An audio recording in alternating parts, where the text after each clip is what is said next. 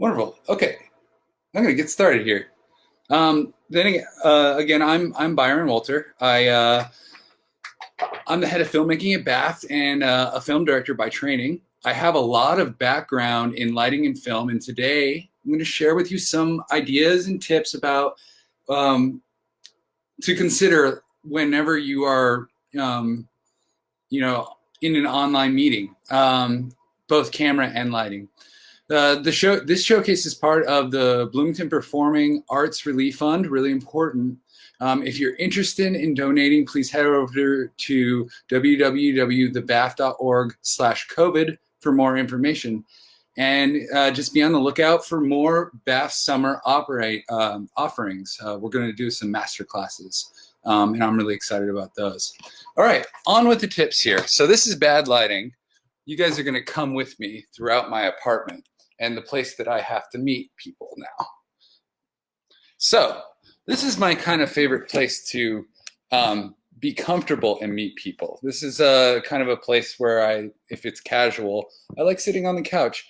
And this is really nice because there's really nice reflective light and not direct light coming in. So let's go back to cameras real quick. So setting up your camera and composition are important factors to your meeting. You don't want to be too close to the camera because, well, that distorts your facial features and could be jarring to the people that you are meeting with. At the same time, you don't want to be too far back. For instance, there we go. Oh, I'm silhouetted and you can't see anything. And basically you can't tell any of my facial expressions. So the lighting's bad. I'm too far back. Unless you're teaching some form of fitness class, this is kind of bad composition. And you'll lose out on nonverbal communication this way. Let's test that. What expression am I making right now? All right, and now I'll come up. And I was smiling, but could you tell? If you could tell, you have very, very good eyes. So that's the reason nonverbal communication is so important, and especially now that we're separated, and communicating properly through the nonverbal is I think one of the most important things. So that's it on composition. Basically, as far as quality goes, there are HD streaming options for on Facebook and on Zoom and every platform. What to keep in mind there is it takes a lot of broadband to stream or live stream HD. So if you don't have a really fast internet connection, you really need to consider whether you want to risk having laggy or perhaps frozen video. So that's a consideration, definitely. There are high quality USB cameras available if you want to improve your image quality for meetings without risking laggy and freezing meeting feeds. So those are considerations for HD. If you have a really fast connection, go for it. But if you have a questionable connection, maybe invest in a USB high quality camera that will make your image look a lot better. Okay, lighting tip number 1. I'm going to bring you out here. So, direct sunlight. You don't usually want to be in direct sunlight. It's really kind of harsh unless it's really even on your face. But you will be squinting. You might lose some nonverbal. You might get hair in your mouth. You might lose some nonverbal cues from the person you're meeting with. If you want to be outside, that's great. But I would suggest to find some shade like this. And then you don't have to squint as much. See, I can open my eyes. And then it's just a more consistent exposure, right? So definitely consider sitting in the shade if you have to meet with someone or want to meet with someone outside. See, if I come out here, it gets a lot more contrasty, even with the greatness of my camera. So just make sure you consider those things whenever you're wanting to meet outside. So windows, let's address that. We started here. So we have windows here, and this is where I work. This is where I meet with a lot of people. And I've mistakenly not really addressed this as much as I should have. But when you do have windows, you can see that I'm silhouetting, and the image is just really going in and out, and it's hard to follow me. So it's a very simple thing. If you have blinds,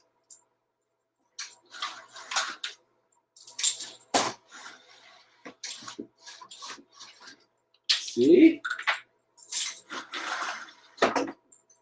You can even out that image even more. And notice that I also have supplemented the outdoor light with just indoor light. So look at this. This is how it would be without the indoor light. And it is a mix of color temperature, but I'm a lot more even, and you can see me. You can see my facial expressions, and that's really important. That's the most important part, I think, of us meeting online, or one of the most important factors.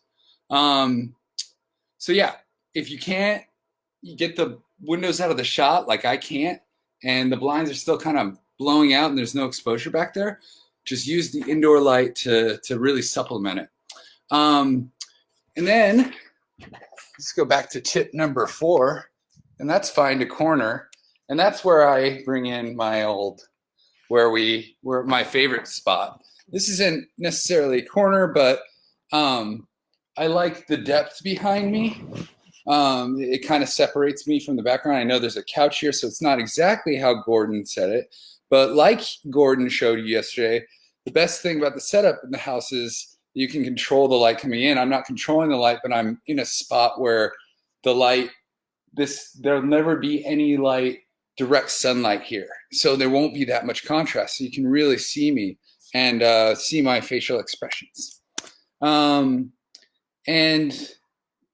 basically my apartment doesn't really have a corner for me to set up. So I like sitting on the couch.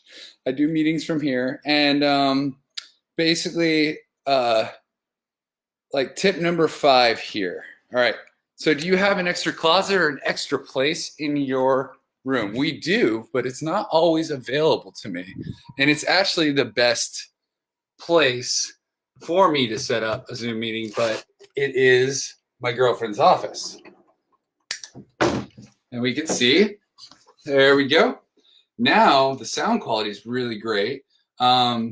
I could set up, if this was my office, I could set up a lot of things behind me.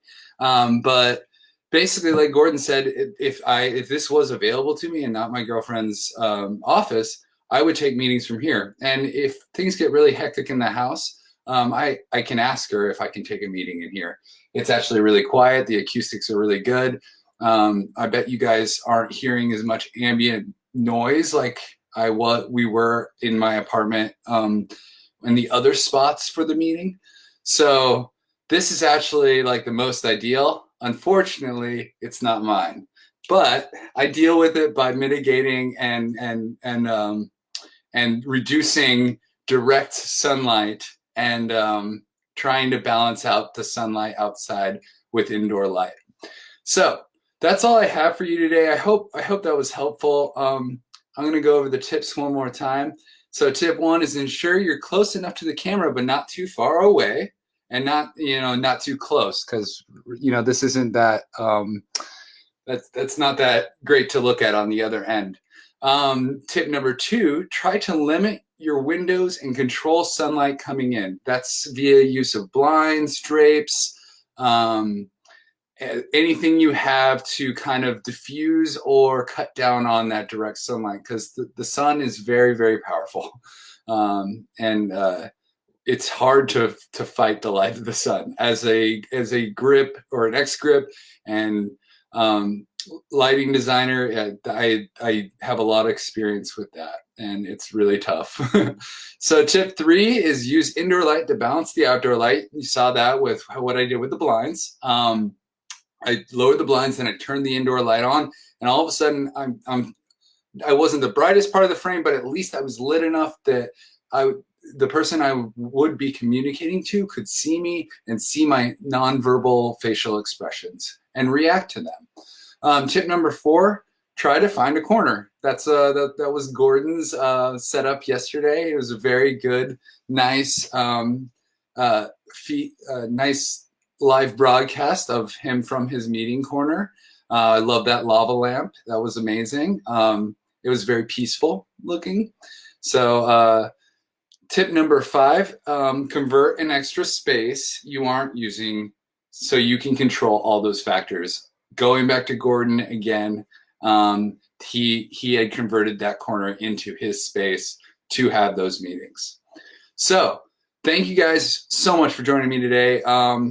This little showcase is just is part of the BAFT Bloomington Performing Arts Relief Fund, not the BAFT Bloomington Performing Arts Relief Fund. It's just separate entities. If you're interested in donating, please head over to www.thebaf.org/COVID for more information, and be on the lookout for more masterclasses from BAFT this summer. And most importantly, to end this, please stay safe, stay healthy, and we are all in this together, and we will all come out of this together. Okay? Thanks for joining me all, and if you have any questions, go ahead and put them live in the comments, and I'll try to address them the best I can. Thank you very much, and have a great day.